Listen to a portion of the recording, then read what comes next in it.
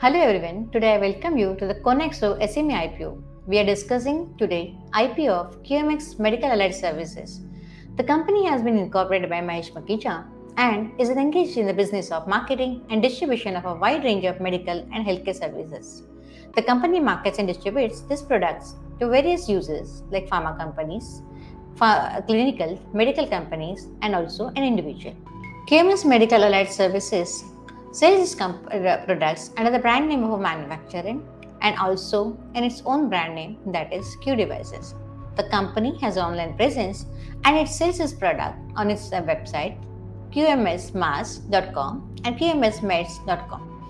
QMS also offers a range of evidence-based scientific content medical programs which are used in updating clinical knowledge and practice. Continuing the medical education is a valuable mechanism to update physician knowledge, ever increasing petroleum, and contemporary advances with medical fraternity. The company also conducts a camp which helps. The company also conducts a camp in various areas in the healthcare partner clinics pan India and on behalf of various pharmaceutical company.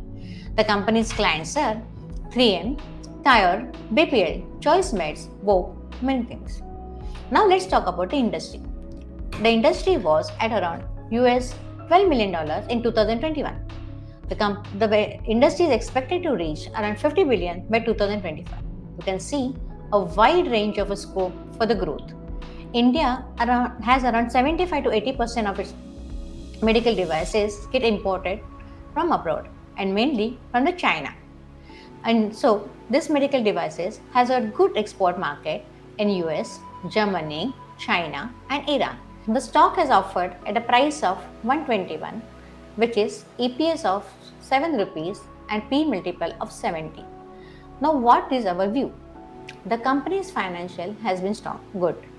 The company in FY22 had reported net sales of around 148 crore and a net profit of around 11 crore. This means the company has reported a good numbers. If you see the last year's performance, the company has grown at a CAGR of 41.3% in the top line and around 56.6% at EBITDA level and 52.2% at the net level. Now, what do we see about the company? One should invest in the stock or no? Now, what is our opinion? In the prima facie, if you see, the stock is offered at 17 times FY22 undiluted equity. But this stock should be seen from the future perspective and a future growth area. Our opinion, one need to see that the medical equipment market is likely to grow at a very strong rate from 12 billion in FY21 to 50 billion in FY25. It means there is a strong growth for the demand coming up in the next few years. Secondly, we have got a very good export market in US, Germany, China, Brazil, Iran.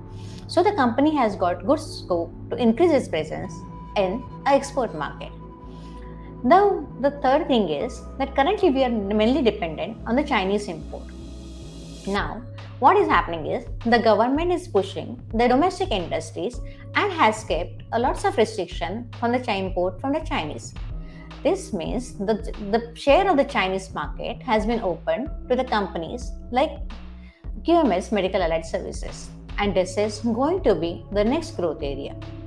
As you all know, the government has been intensifying all the domestic industries to make the Make in India project. So whatever has been produced, all the manufacture or the market in India will be very much supported by the government and will see a good market for these companies like QMS Medical Support.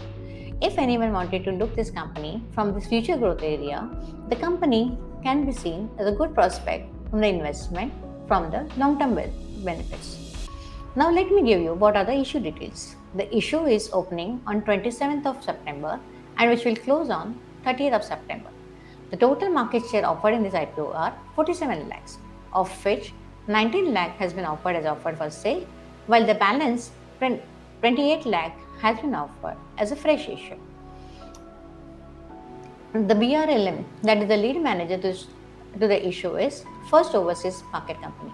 And the main object of the company, as we see the growth prospect and the company is expanding on the top line, the main requirement will be working capital, and the issue is supposed to be finance the working capital requirement of the company. Thank you.